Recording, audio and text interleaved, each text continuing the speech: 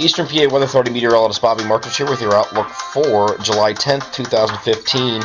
And this is a radar review looking at the storms that rolled through here yesterday. And some of them packed quite of a punch for our southern areas here, but the line never really got going here for the northern areas. So it was just confined for our central and southern areas. And not much in the way of tornado activity, thank goodness, because we were looking at some of these models putting out some very high severe parameters with regard to tornadoes, and it was getting kind of scary there for a little bit. But they really needed to start off in supercellular mode out in this area, and the line really congealed early back here in central PA near the Harrisburg area, actually just west of Harrisburg out toward Carlisle. Down to Franklin County. So since that started that process a lot earlier, once this line got going, it became linear here. The line started to bow out and transitioned from a tornado to a straight line wind damage threat. And thankfully, the only wind damage reports we got were just in this area here, a swath across south central PA mostly. Also had a possible tornado up here in the Hamburg area. That hasn't been confirmed yet. I'm assuming the National Weather Service will go out and survey that damage of especially near an elementary school. That some of those pictures are pretty horrific. It do look like tornado damage from what we could see, but the National Weather Service will determine that today. Going over to the global models here. Now, we're not going to use the NAM high-res future simulated radar for the first time in a while because we're going to have some fantastic weather over the next couple of days, and that's in large part due to this high pressure sitting almost right over our area here. Because it's in this position, the flow around it being clockwise, you're going to have a northwesterly flow that's going to provide some low humidity today too. So temperatures are still going to be warm. It's going to be near or slightly above average temperatures today, and then above average again tomorrow. But with the northwesterly wind, it's going to make it feel cooler. Well, not cooler, but just not very humid, so it won't feel oppressive outside.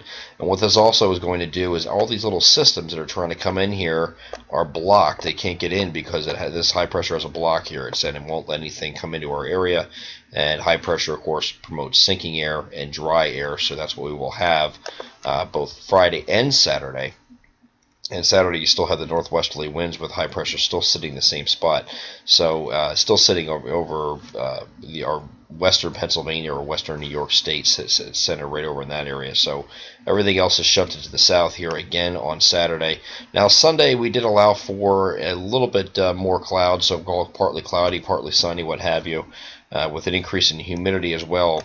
You now have high pressure moving away, so you have the increase in heat and humidity. This isn't going to be extreme humidity, but we're going to have temperatures that are going to climb up to close to the 90-degree mark in many locations. Matter of fact, we will use the NAM for one thing, NAM high res, and just take a look at the temperatures that are projecting here. Now, these always project a couple degrees low here, so it's showing to 87, 88-ish. You can usually add about 2, 3, 4 degrees to this. So anywhere here in this dark red here should be 90 and above here on Sunday.